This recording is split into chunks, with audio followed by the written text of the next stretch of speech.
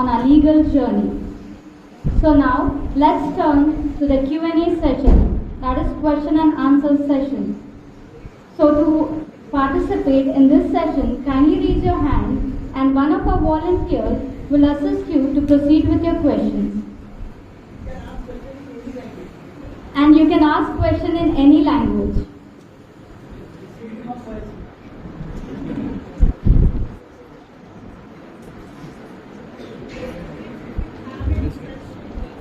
If anyone has any questions, please raise your hand.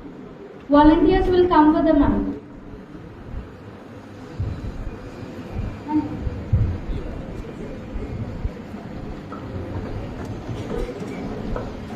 Hello. Namaste sir. Namaste Sabiko. It was really a wonderful session and very informative. We were looking for such kind of information to be parted because very many questions were hanging around and they needed to be answered. And being law graduates now, we needed these kind of information to weigh those questions. And so you had referred one debate you were telling about that happened for UCC. What was the year of the debate and where can we find that complete any print or any details? Assembly debates are on website. Okay. Website. Okay. That is around in the 1949 around that. 1949. 1949. Okay. When you go to the website, Yes. then you will find that Constituent Assembly debates, which is CAD. CAD debates are also available in print form also. CAD, Constituent Assembly debate. Constituent Assembly debate. You will get it even in print version also, and it is also available on website. And for search, it is very user-friendly website. If you will type Uniform Civil Code, then all the references regarding Uniform Civil Code will be there. I was seeing some law commission reports are also available on the that is right. they are also Yeah. But the basic thing is CAD debate, Constituent Assembly debate.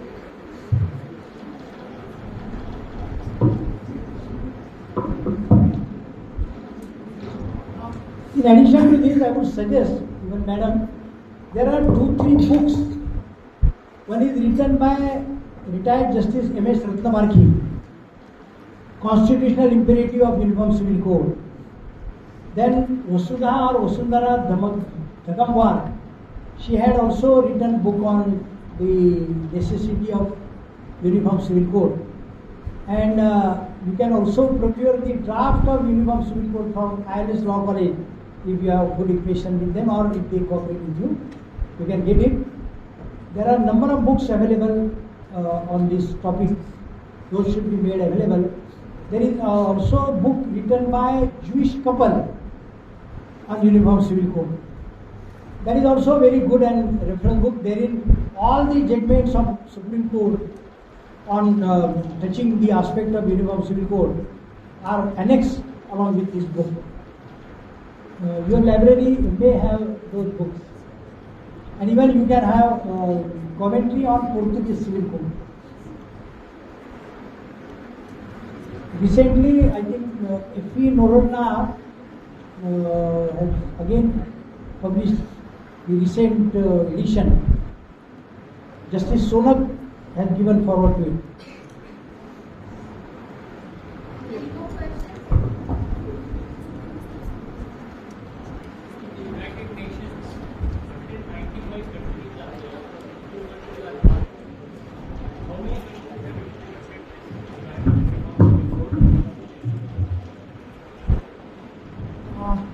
Actually, I don't have the numbers as such, but I can vouch and say that barring some pseudo-secular countries like India, most of even the Islamic countries are following uniformity. The atrocious customs like halala, they are being taken care of. In Pakistan, there is provision of going to arbitrator in case of dispute between the spouses. So many rational things are there. Yes, sir. Thank you. Good afternoon, sir. Myself Aniket Jadhav, I am studying in LLB second year. I have one small question about Goa. In Goa, Hindu man can do second marriage if his first wife unable to birth baby at 30 years age. So, is this justice? Definitely not. I am not saying that every provision in Portuguese Civil Code is proper or only aimed at gender justice. Even those provisions which are against gender justice can be revisited. That can be done. The question is that whether such act can be enacted and implemented. I am only on that point. I am aware that recently in Indian Express, one lady advocate from Goa High Court had also written an article wherein she pointed out number of problems with Portuguese Civil Code. In every act, there are problems, there are lacunas. We will learn, we will change them. The question is that whether to have such an act or not. That is the question. Thank you, sir. Excuse me, sir. If we first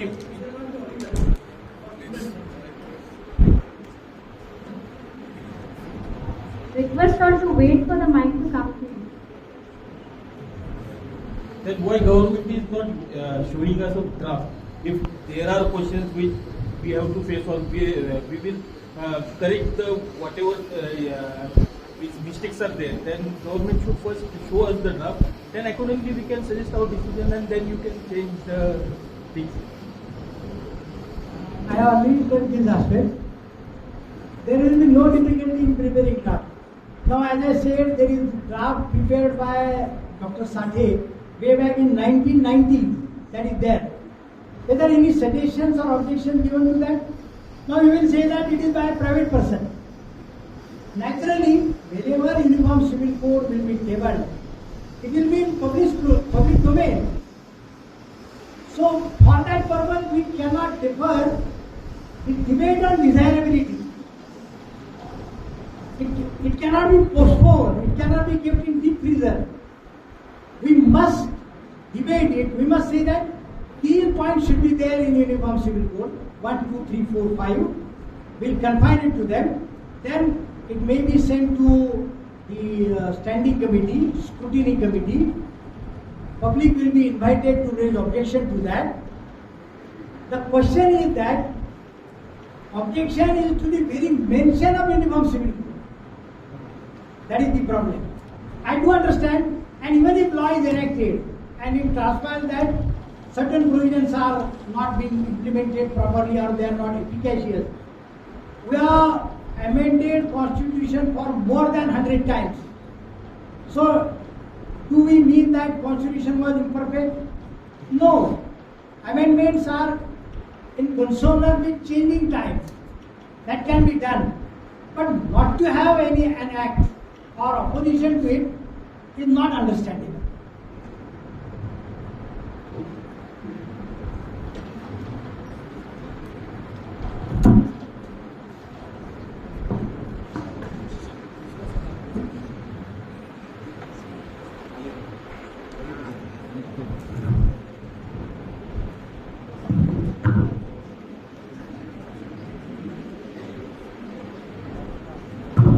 Good afternoon, sir. I am Prasad from LLP second year. Actually, I am a bit confused whether this is the right platform for me to question this. But this was just a query in my mind. Nowadays, it is been discussed a lot, or it's been debated a lot, that by Muslim section that they are saying that this is the agenda of the BJP for they are using the weapon against the Muslims. In the other side, we can, due to this Uniform Civil Code, there are many things that are going to improvise. In fact, women will be getting more rights. For example, they will be able to adopt a child and all. So, in this way, it is going to be benefiting for them. So, I just want to put you some light. I want you to put some light on this question, that how this would be going. I must candidly say that I don't hold brief for BJP. That is not my task. I would rather say that, I would go a step further and say that this is agenda of constitution. BJP was not even formed when the constitution was framed.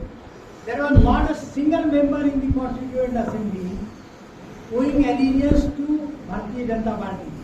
So that is not there. No doubt, in the manifesto of BJP there is mention of enacting uniform civil code. No doubt about that. There is mention. But only because BJP included it in the manifesto, will it become a taboo? We are concerned with constitution, and I can tell you about many persons who are not at all associated with any of the majoritarian view. Now take example of Yadunnath Khatri, take example of Bhai Vaidya, take example of Narar Kurulkar, take example of Arif Muhammad Khan, A.B. Shah. I can cite you hundreds of examples who are supporting this. And you have just now raised up the issue of political questioning in this matter. I would point out that when Shahbano Jagmen came, the Communist Party of Marxists, CPM, they took a very pragmatic stand and they said that anybody who is opposing uniform civil code is opposing secular character of the Constitution of India. So it has nothing to do with Hindu nationalist agenda or majoritarian agenda. It may be coincidentally in their agenda. So what can be done? There are two aspects of this matter. If we are really concerned, don't allow BJP to appropriate this subject. You come forward, you include it in your agenda, you include it in your manifesto, and then say that we are also for UCC. That can be done. And as far as majoritarian aspect is concerned, I already pointed out that there is absolutely nothing Hindu in Hindu code law. That's a secular and modern law, and I'm proud that Bharat Ratna Dr. Babasaheb Ambedkar brought that to unshackle crores of women from the archaic practices. That is the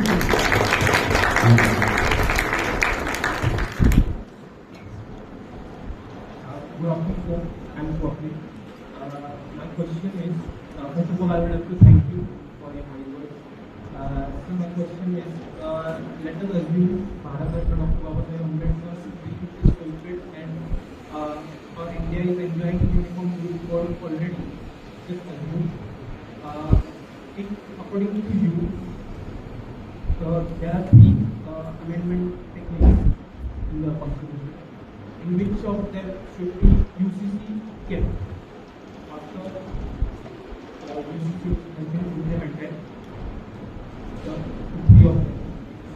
No, UCC cannot be kept in schedule 9, that it is kept out of legislative challenge. It may be challenged, it should be challenged. If there are any provisions which according to people are unconstitutional, then it must be challenged, it must be tested. I am not saying that it should be immune from constitutional challenge. No question of doing that. The question is that whether we should have it and in what form, in what manner. That should be there. There must be objection, there must be debate, heated debate. That is the hallmark of our democracy. It's a throbbing democracy. We must debate hotly. Good afternoon, sir. My name is Sunay. I'm a student of LLB second year. So my question is that, in India, we banned the beef. Okay, so beef ban was executed all over India, but in Manipur, cow or beef is not banned. So will the UCC will be for all over the India, or states will get benefit? Like some will say we'll do it, some will say we'll not do it. So what will be there? You must be aware that this marriage subject is in concurrent list. So state and union both can legislate on it. Therefore, in the opening remark it is said that Uttarakhand government has formed a committee and they are trying to enact it. But the constituent makers we are of the clear view that this act should be brought at a pan-India level. Pan-India level. You may exempt certain northeastern states or some provision to some part of India. The idea is that because in Article 44 itself, all over India world is used. All over India world is used. Though it is in concurrent list, if a state comes out with some legislation, it will be perfectly within their legislative competence. But as far as I am concerned, I would advocate and would say that it should be at an all India level. Sir, one more. Sir, Article 44 also bans the consumption of alcohol. So, are we looking forward for something like that to come? No, there is no ban on alcohol like that. Sir, it's given, sir. I read it. Yes, in reality. The state shall regard the raising of level of nutrition and the standard of living its people and the improvement of public health as among its primary duties. In particular, the state shall endeavor to bring about prohibition of the consumption, exception for medical purpose of intoxicating drinks and drugs which are injurious. That is there in directive principle, and therefore in our neighboring state Gujarat there is total prohibition. In Bihar there is now total prohibition. That's a different aspect. My contention is that I have no objection if all the articles in directive principle for state policy are implemented in phases. No problem about that. We can't totally disregard those directive principles. The constitution makers were very clear, that while implementing laws or while governing, these will be fundamental things that a state must have at the back of its mind and should make an endeavor. Here, problem is that in Goa, Uniform Civil Code is there. In Gujarat, there is prohibition. When we speak of an endeavor, we are called as something else. It is not constitutional. That is the problem.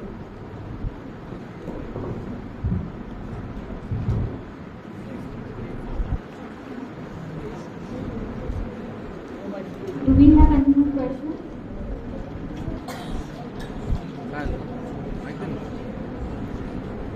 Hello sir, मी LLB first इयरमधून आहे. तर माझा प्रश्न असा आहे की uniform civil कोडबद्दल ground लेवलला सर्वसामान्य माणूस किंवा अनएज्युकेटेड माणूस त्याच्याजवळ गैरसमज निर्माण होतात चर्चेद्वारे.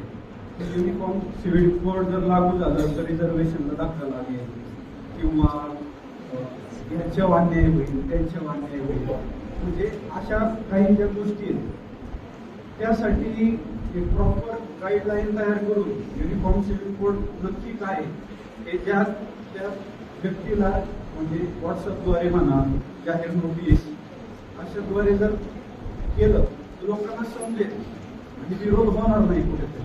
म्हणजे मला असं वाटतं खूप चांगली सूचना आहे. याच्यासाठी तुम्हीच पुढाकार घेतला पाहिजे.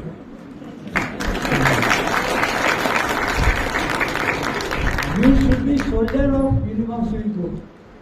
आपण प्रत्येकाने या विषयावर माझं पहिल्यांदा म्हणणं आता मी इथे किती जणांनी लॉ कमिशनच्या साईटवर आपलं मत नोंदवलं सांगा बरं. चांगलं आहे. साधा वेळेला जेव्हा आपण विचारतो तेव्हा 100% लोकांनी नंतर असं झालं पाहिजे ना. मग आपला सहभाग नसतो. लोकशाही म्हणजे काय? लोकशाही म्हणजे फक्त निवडणूक नाही, आपला सक्रिय सहभाग, प्रत्येक टप्प्यावरचा सक्रिय सहभाग आवश्यक आहे. ते जर करायचं असलं तर आपण आपलं मत नोंदव. तुमचं मत विरोधात असू शकतं, त्यात काही अडचण नाही, काहीच अडचण नाही, पण मत असलं पाहिजे, आपण मत नोंदवलं पाहिजे. म्हणून तुम्ही तुमच्या कॉलेजमध्ये एक कॅम्पेन करू शकता. कॉलेजच्या बाहेर करा, आतमध्ये नका करू. तुम्ही गेटवर तुम्ही एक लॅपटॉप घेऊन बसू शकता आणि लोकांना, येणाऱ्या विद्यार्थ्यांना लोकांना विनंती करा की तुम्ही तुमचं मत लॉ कमिशनच्या वेबसाईटवर नोंदवा. हा छोटा फॉर्म येतो, तुम्हाला PDF जरी जोडायची असेल तरी जोडता येते, वेगळी सेपरेट किती पानाची. ते करा. तर शेवटी कसं असतं, आपल्याकडे अडचण काय होते, आपल्याला वाटतं शिवाजी दुसऱ्याच्या घरातच जन्माला यावं. आपण काय करणार आहे हे ठरवा. म्हणजे तुम्ही करा, तुम्ही करू शकता. तर माझा प्रश्न आहे की एक मोठा प्रश्न पडला मला. विजय गायकवाड नाव आहे माझं, LLB सेकंड इयरचा. ही रिझर्वेशन सिस्टीम जी आहे ना, त्याचा आणि UGCचा काही संबंध आहे का? मोठा प्रश्न मला. अजिबातच नाही, अजिबात नाही. त्याचं कारण असं की कोणत्याही कायद्याचा त्याचा विषय कसा असतो की तुम्ही समान नागरी संहिता, याच्यातला नागरी संहिता हा विषय समजून घेतला पाहिजे. म्हणजे सिव्हिल कोड. आता आपण इंडियन पिनल कोड आपण सगळीकडे लागू केलेला आहे. तो इंडियन पिनल कोड सगळ्यांना सारख्या पद्धतीने लागू आहे, कारण तो पिनल कोड आहे. हा सिव्हिल कोड आहे. आणि सिव्हिल कोड कशाला म्हणतात, त्याच्यासाठी जे लग्नाशी संबंधित जे विषय आहेत, अनुषंगिक जे प्रश्न आहेत, त्याच्यासाठी म्हणून फक्त हा युनिफॉर्म सिव्हिल कोड आहे. रिझर्वेशनचा आणि त्याचा दुरान्वयानेही संबंध नाही. दुरान्वयाने संबंध नाही. ते रिझर्वेशन तसंच चालू राहणार आहे. युनिफॉर्म सिव्हिल कोड आला तरी नाही आला तरी. नमस्कार, माझं नाव संजीव होती, LLB फर्स्ट इयरमध्ये. माझा एक प्रश्न होता की आता आपण ट्रिपल तलाक जो आहे तो विषय निघालेला आहे. आता युनिफॉर्म सिव्हिल कोड पण आपण त्याकडे बघतो. प्रत्येक गोष्ट ज्यावेळेला आपण इम्प्लिमेंट करायचा प्रयत्न करतो किंवा तो आपण घेतो, त्याचा इम्पॅक्ट किती हा चेक करणं फार मोठी गोष्ट आहे. तुमच्याकडे असं काय डाटा आहे का, जेव्हा तुम्ही ट्रिपल तलाक इम्प्लिमेंट केला तर भारतामध्ये समजा 13% जर मुस्लिम असतील तर किती लोकांनी ट्रिपल तलाक दिला होता, असं काय तुमच्याकडे डाटा आहे? म्हणजे नुसता अजेंडा म्हणून पुढे जायचं असं व्हायला नको आहे. म्हणजे गव्हर्नमेंटमध्ये नुसता अजेंडामध्ये पुढे घ्यायला लागले असं होऊन जायचं. ट्रिपल तलाक असेल, पॉलिगामी असेल, किती पॉलिगामी आहेत मुसलमानांमध्ये किंवा किती त्यांनी केले, असं काय डाटा आहे का? आता बरेच असे मुद्दे आहेत त्याच्या रिलेटेड. युनिफॉर्मिटी म्हणतो आपण, टॅक्सेशन लॉ बद्दल काही युनिफॉर्मिटी आहे का आपल्याकडे? ती पण नाही आहे. सेकंड, ब्लॅक मनी म्हणलं, ब्लॅक मनी बद्दल काय आहे का? ते पण नाही आहे. मला काय म्हणायचं की नुसता अजेंडा म्हणून जर आपण पुढे घेऊन चाललो की आपल्याला युनिफॉर्म सिव्हिल कोड पाहिजे, ठीक आहे, तर त्याचा काही डाटा आहे का की किती ट्रिपल तलाक झाले होते, किती पॉलिगामी आहेत मुसलमानांच्या मध्ये? किंवा समजा आता इतर, मी मला एक उदाहरण देतो, पंजाबमधून वर्षाला 2 लाख लोक पंजाब सोडून जातात, पुढे जातात कॅनडा, UK, इतर कंट्रीमध्ये जातात. त्यातल्या जवळजवळ 70% लोकांचा ड्रेसच नसतो. ड्रेस नसतो म्हणजे ते लग्न करतात, मुलं असतात त्यांना, ते सोडून जातात, त्यांचा ड्रेसच होतो. आणि ते पंजाबमध्ये सगळ्यात जास्त डायव्होर्स केसेस असतात किंवा पार्टिशन, जे काही सक्सेशन लॉ त्या रिलेटेड असतात, त्याच्यावर तुम्ही काम करता का? हा मुद्दा ओके, युनिफॉर्म सिव्हिल कोड करा, कितपत इम्प्लिमेंट करू शकाल, इम्पॅक्ट किती होईल, याचं काय आपल्याकडे आहे का? याबद्दलचा एक तर डाटा याचा निश्चित आहे, हा एक भाग. दुसरा भाग याचा असा आहे की असा डाटा पाहून काही कायदा केला जाऊ शकत नाही. 498 आणलं तेव्हा असा काही डाटा नव्हता की हिंदूमधल्या किंवा महिलांवर इतके 60% पुरुष अन्यायच करतात म्हणून हा कायदा आणायचा. कायदा आणला जातो तो तत्वावर आणला जातो की हुंडा बळी कोणाचा जाऊ नये. पॉलिगॅमी मुस्लिमांमध्ये नसेल तर मग आनंदाची गोष्ट आहे ना, मग विरोध काय करता मोनोगॅमीला? माझा साधा प्रश्न आहे. आणि पॉलिगॅमी कदाचित हिंदूंमध्ये असेल, ख्रिश्चनांमध्ये असेल, माणसाचा तो गुण आहे, पण त्याचा अर्थ तत्व म्हणून आपण काय पाळायचे हे ठरवलं पाहिजे. कायदा हा तत्वावर चालेल. तो काही 2 जणांना त्रास झाला, 4 जणांना त्रास झाला, तो कायदा बनवताना, प्रोव्हिजन करताना त्याचा उपयोग घेता येईल.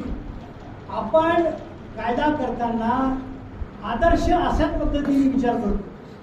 आपण ज्यावेळेला प्रिव्हेन्शन ऑफ करप्शन ऍक्ट आणला त्यावेळेला आपल्याला माहित होतं की हा ऍक्ट आणला तरी करप्शन होणार आहे. मग आपण त्याच्यामध्ये अशी तरतूद केली का की 40% करप्शन झालं तर चालतं, किंवा एखाद्या स्कीमच्या 2% तुम्ही पैसे घेतले तर ते काही करप्शनमध्ये येणार नाही. कायदा हा नेहमी आदर्श असतो आणि तो आदर्श कायदा करायचा तेव्हा तो एका तत्वावर करावा लागेल. तत्व इथं साधं आहे. तर त्रास होत नसेल तर उत्तम, त्रास होत असेल तरी करावं लागेल की आम्हाला मोनोगॅमीचे, एकपत्नीत्वाचे धोरण आपल्या देशामध्ये राबायचं की नाही राबायचं? बरं नुसतं ते नाही, आपल्या देशामध्ये पॉलिएंड्री सुद्धा आहे काही भागामध्ये, म्हणजे एक महिला आणि तिचे अनेक पती. प्रश्न असा आहे की कुटुंबाच्या स्थैर्यावर याचा काय परिणाम होतो, म्हणून मोनोगॅमी केलेली आहे. त्याच्यामुळे एक तत्व म्हणून आपल्याला कायदा बनवताना पाहायला पाहिजे, त्याच्यावर अशा पद्धतीने विचार करता येणार नाही. आता टॅक्सेशनच्या जिथपर्यंत तुम्ही म्हणाले, मी आधीच सांगितलं की काय होईल समजा हा कायदा आणायचा ठरवला, तर या कायद्याचा तो विषय नाही हे मलाही समजतं. HUFला जे टॅक्स एक्झम्पशन दिलं जातं ते इन्कम टॅक्स ॲक्टमध्ये, त्याचा युनिफॉर्म सिव्हिल कोडचा काही संबंध आहे का? काहीच संबंध नाही. मग काय करावं लागेल तुम्हाला की आपल्याला HUF जर आता पूर्णपणे अबॉलिश करायचं आहे, इन्कम टॅक्स ॲक्टमध्ये आणायला अमेंडमेंट काय हरकत नाही. मी स्वतः माझं HUF अकाउंट आहे, मला काही अडचण वाटत नाही. कारण एक तत्व म्हणून जर मान्य केलं, आता आधी आपल्याला लायसन्स काढावं नसतं लागायचं, नंतर सांगितलं कायद्याने सांगितलं तुम्ही लायसन्स काढा, तर मग आपण लायसन्स काढायला लागलो. खर्च लागला, खर्च करायचा. ड्रायव्हिंग स्कूलला जावं लागेल तर जायचं. कायदा करायचा, आदर्श कायदा करायचा आणि त्या पद्धतीने विचार करायचा. तुमचं तिसरं काय म्हणत होते शेवटचं? पंजाबबद्दल होतं. हा, पंजाबबद्दल. ते आता हे कसं आहे, प्रत्येक देशामध्ये असंख्य प्रॉब्लेम्स असतात, त्याला प्रत्येकाला कायद्यातच सोल्युशन मिळतं असं काही आवश्यक नसतं, आणि नसते खरं तर कायद्यामध्ये. आपण एक आदर्श स्थिती गृहीत धरून जास्तीत जास्त लोक आपल्या देशामध्ये राहतील, ते चांगल्या पद्धतीने राहतील याबद्दल विचार करू शकतो. आता हे जे पंजाबमधल्या आपल्या बंधूंचा जो विषय आहे त्याच्याबद्दलही त्यांच्या स्थैर्यासाठी जर काही कायदा करावा लागला त्याचं स्वागत आहे, पण ते नाही हा विचार करू. पण ते नाही करायचं, ते नाही झालं तर हे नाही करायचं असं नाही होऊ शकत. लोक काय म्हणतात आपल्या देशामध्ये बेरोजगारी आहे, मग बेरोजगारीच्या विषयाकडे लढा, युनिफॉर्म सिव्हिल कोड काय म्हणतात. अरे बाबा, बेरोजगारीचा आणि याचा त्याचा काय संबंध आहे? बेरोजगारीसाठी वेगळे धोरणं आखावं लागतील आणि युनिफॉर्म सिव्हिल कोड हा विषय पूर्ण वेगळा आहे. आपल्याला काही एक फ्रंट आहे का? फक्त देशाला आणि समाजाला एका वेळी शेकडो फ्रंटवर आपल्याला लढावं लागतं. आपल्याला गरिबीशी लढावं लागणार आहे, आपल्याला जेंडर जस्टिसच्या मुद्द्यावरही लढावं लागणार आहे. त्यामुळे हे का ते असं नाही, हे आणि ते असं विषय. जसं तुम्ही गरिबीबद्दल बोलले ना, की गरिबीबद्दल लढायचं असेल तर तुम्हाला युनिफॉर्मिटी, तर जसे युनिफॉर्म सिव्हिल कोड आहे बरोबर, तर तुम्ही युनिफॉर्म सिव्हिल कोड म्हणता तर ज्याला गव्हर्नमेंट बेनिफिट देते बऱ्याचशा गोष्टीचं बरोबर. आता करोनामध्ये असेल किंवा नॅचरल जे काय जास्त त्यामध्ये असेल, तुम्ही त्याला ज्या सुविधा देता त्यात युनिफॉर्मिटी नसते.